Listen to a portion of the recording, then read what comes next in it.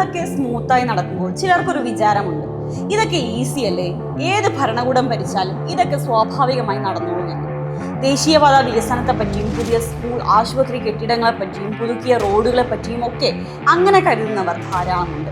ആ ചിന്താഗതിയിൽ നിന്ന് വരുന്നതാണ് ഭരണം കുഴപ്പമൊന്നുമില്ല എന്നാലും ഒരു മാറ്റം വേണ്ടേ എന്ന ടൈപ്പ് അഭിപ്രായങ്ങൾ.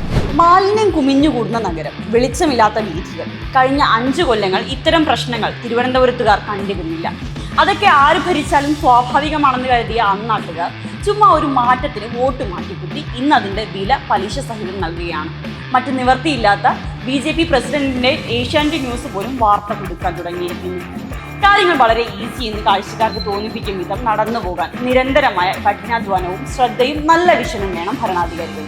മുൻ മേയർ ആര്യ രാജേന്ദ്രന്റെ നേതൃത്വത്തിലുള്ള ഭരണസമിതിയുടെ മികവ് എന്തായിരുന്നുവെന്ന് തിരുവനന്തപുരത്തുകാർ അറിഞ്ഞു തുടങ്ങിയതേയുള്ളൂ. ഇപ്പോൾ നഗരസഭയിൽ വെള്ളവും വെളിച്ചവും ഇല്ലെങ്കിലും ഡെപ്യൂട്ടി മേയറുടെ ഫോട്ടോഷൂട്ടുകൾ തകൃതിയായി നടക്കുന്നു. മേയർ VV രാജേഷ് എന്ത് ചെയ്യുന്നു എന്ന് നാട്ടുകാർക്ക് ഒരു അറിവുമില്ല. 10 ദിവസത്തോളം നഗരത്തിൽ വെള്ളമില്ല എന്നറിഞ്ഞിട്ട് പോലും അതാരും കണ്ട ഭാവമില്ല. ഇതിലൊന്നും ആർക്കും ഒരു പരാതിയുമില്ല. ഇത് തന്നെയാണ് അവർക്ക് കിട്ടുന്ന പ്രിവിലേജ്. മെയ് 4-ന് വോട്ട് വെട്ടി തുറക്കാനിരിക്കുകയാണ്. വയനാട്ടിൽ അടിയന്തര സ്വഭാവത്തിൽ പൂർത്തീകരിക്കാനുള്ള വീടുകൾ, തുടങ്ങിവെച്ച തുരങ്കപാത പണിയൽ, പാതി വഴിയിലെത്തിയ സമ്പൂർണ്ണ പാർപ്പിട സ്വപ്നം, സമ്പൂർണ്ണ ദാരിദ്ര്യ നിർമ്മാർജ്ജനം, അങ്ങനെ ഒരുപാട് കാര്യങ്ങൾ സുഗമമായി കാണുമ്പോൾ എത്ര എളുപ്പമെന്ന് ഇനിയും തോന്നിയേക്കാം.